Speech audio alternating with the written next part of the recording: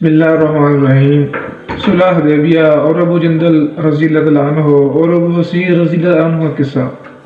سن 6 ہجری میں حضور اکرم صلی اللہ علیہ وسلم عمرہ کے ارادہ سے مکہ تشریف لے جا رہے تھے۔ کفار مکہ کو اس کی خبر ہوئی اور اس خبر کو اپنی ذلت سمجھے، اس لیے مزاحمت کی اور حدیبیہ میں آپ کو رکنا پڑا۔ جہاں انصار صحابہ ساتھ تھے، حضور صلی اللہ علیہ وسلم پر جار کو مبارک کرنا فخر سمجھتے تھے، لڑنے کو تیار ہو گئے، مگر حضور نے مکہ والوں کی خاطر سے لڑنے کا ارادہ نہیں فرمایا۔ صلح کی کوشش کی اور باوجود صحابہ کی لڑائی پر مستعدی اور بہادری کی حضور اکرم صلی اللہ علیہ وسلم نے کفار کی اس قدر رعایت فرمائی کہ ان کی ہر شرط کو قبول فرما لیا۔ صحابہ کو اس طرح دب کر صلح کرنا بہت ہی ناگوار تھا، مگر حضور صلی اللہ علیہ وسلم کے ارشاد کے سامنے کیا ہو سکتا تھا؟ جان نثار تھے اور فرما بردار۔ حضرت عمر جیسے بہادر کو بھی دبنا پڑا۔ صلح میں جو شرطیں طے ہوئی، ان شرطوں میں ایک شرط یہ بھی تھی کہ کافروں میں سے جو شخص اسلام لائے اور ہجرت کرے، مسلمان اس کو مکہ واپس کر دیں، اور مسلمانوں میں سے خدا نخواستہ اگر کوئی شخص مرتد ہو کر چلا آئے تو وہ واپس نہ کیا جائے۔ یہ صلح نامہ ابھی تک پورا لکھا بھی نہیں گیا تھا کہ حضرت ابو جندل ایک صحابی تھے جو اسلام لانے کی وجہ سے طرح طرح کی تکلیفیں برداشت کر رہے تھے اور زنجیروں میں بندھے ہوئے تھے۔ اسی حالت میں گرتے پڑتے مسلمانوں کے لشکر میں اس امید پر پہنچے کہ ان لوگوں کی حمایت میں جا کر اس مصیبت سے چھٹکارا پاؤں گا۔ کے بعد سہیل نے، جو اس صلح نامہ میں کفار کی طرف سے وکیل تھے اور اس صلح تک مسلمان نہیں ہوئے تھے، فتح مکہ میں مسلمان ہوئے۔ انہوں نے صاحبزادے کے تمانچے مارے اور واپس لے جانے پر اصرار کیا۔ حضور صلی اللہ علیہ وسلم نے ارشاد فرمایا کہ ابھی صلح نامہ مرتب بھی نہیں ہوا، اس لیے ابھی پابندی کس بات کی، مگر انہوں نے اصرار کیا۔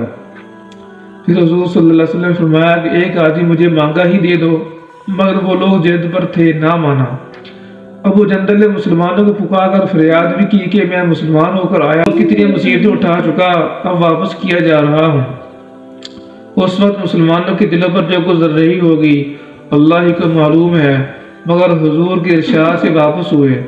حضور نے تسلی فرمائی اور صبر کرنے کا حکم دیا اور فرمایا کہ ان قریب اللہ تعالیٰ شانہ تمہارے راستہ نکالیں گے۔ صلح نامہ کے مکمل ہو جانے کے بعد ایک دوسرے صحابی ابو بصیر مسلمان ہو کر مدینہ منورہ پہنچے۔ کفار نے ان کو واپس لانے کے لیے 2 آدمی بھیجے۔ حضور اکرم صلی اللہ علیہ وسلم نے حسب وعدہ واپس فرما دیا۔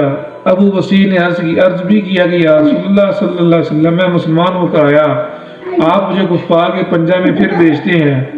آپ نے ان سے بھی صبر کرنے کو ارشاد فرمایا اور فرمایا کہ انشاءاللہ ان قریب تمہارے واسطے راستہ کھلے گا۔ یہ صحابی ان دونوں کافروں کے ساتھ واپس ہوئے۔ راستہ میں ان میں سے ایک سے کہنے لگے، یار تیری یہ تلوار تو بڑی نفیس معلوم ہوتی ہے۔ شیخی باز آدمی ذرا سی بات میں پھول ہی آتا ہے۔ وہ نیام سے تلوار نکال کر کہنے لگا، ہاں میں نے بہت سے لوگوں پر اس کا تجربہ کیا ہے۔ یہ کہہ کر تلوار ان کے حوالہ کر دی، انہوں نے اسی پر اس کا تجربہ کیا۔ دوسرا ساتھی یہ دیکھ کہ ایک کو تو نمٹا دیا، اب میرا نمبر ہے، بھاگا ہوا مدینہ آیا اور حضور اکرم صلی اللہ علیہ وسلم کی خدمت میں حاضر ہوا، ہو کر عرض کیا کہ میرا ساتھی مر چکا ہے، اب میرا نمبر ہے۔ اس کے بعد ابو بصیر پہنچے اور اس کی یا رسول اللہ، آپ اپنا وعدہ پورا فرما چکے، مجھے واپس کر دیا، اور مجھ سے کوئی عہد ان لوگوں کا نہیں ہے، جس کی ذمہ داری ہو وہ مجھے میرے دین سے ہٹاتے ہیں، اس لیے میں نے یہ کیا۔ حضور نے فرمایا کہ لڑائی بھڑکانے والا ہے، کاش کوئی اس کی معین و مددگار ہوتا۔ وہ اس کلام سے سمجھ گئے کہ اب بھی اگر کوئی میری طلب میں آئے گا تو میں واپس کر دیا جاؤں گا، اس لیے وہ وہاں سے چل کر سمندر کے کنارے ایک جگہ آ پڑے۔ مکہ والوں کو کس طرح کا حال معلوم ہوا، وہ ابو جندل بھی جن کا قصہ پہلے گزرا چھپ کر وہیں پہنچ گئے۔ اسی طرح 2 شخص مسلمان ہوتا، وہ ان کے ساتھ جا ملتا، چند روز میں یہ مختصر جماعت ہو گئی۔ جنگل میں جہاں نہ کھانے کا کوئی انتظام، نہ وہاں باغات، نہ آبادیاں، اس لیے لوگوں پر جو گزری ہوگی وہ تو اللہ ہی کو معلوم ہے، مگر جن ظالموں کے ظلم سے پریشان ہو کر یہ لوگ بھاگے تھے، ان کا ناطقہ بند کر دیا۔ جو کافر تو جاتا اس سے مقابلہ کرتے اور لڑتے، حتیٰ کہ کفار مکہ نے پریشان ہو کر حضور صلی اللہ علیہ وسلم کی خدمت میں عاجزی اور منت کر کے اللہ کا اور رشتہ داری کا واسطہ دے کر آدمی بھیجا کہ اس بے سری جماعت کو آپ اپنے پاس بلا لیں کہ یہ وعدہ میں تو داخل ہو جائیں اور ہمارے لیے آنے جانے کا راستہ کھلے۔ لکھا ہے کہ حضور صلی اللہ علیہ وسلم کا اجازت نامہ جب ان حضرات کے پاس پہنچا تو ابو بصیر رضی اللہ تعالیٰ عنہ مرض الموت میں گرفتار تھے۔ حضور صلی اللہ علیہ وسلم کا بالا نامہ ہاتھ میں تھا، اسی حالت میں انتقال فرمایا رضی اللہ عنہ وارضہ۔ فائدہ: آدمی اگر دین پر پکا ہو، بشرطے کہ دین بھی سچا ہو، تو بڑی سے بڑی طاقت اس کو نہیں ہٹا سکتی، اور مسلمانوں کی مدد کا تو اللہ کا وعدہ ہے بشرطے کہ وہ مسلمان ہو۔ اللہ تعالیٰ ہمیں صحابہ کرام رضی اللہ عنہم اجمعین کے نقش قدم پر چلنے کی توفیق نصیب فرمائے اور پورے کے پورے دین پر عمل کرنے کی توفیق نصیب فرمائے۔ السلام۔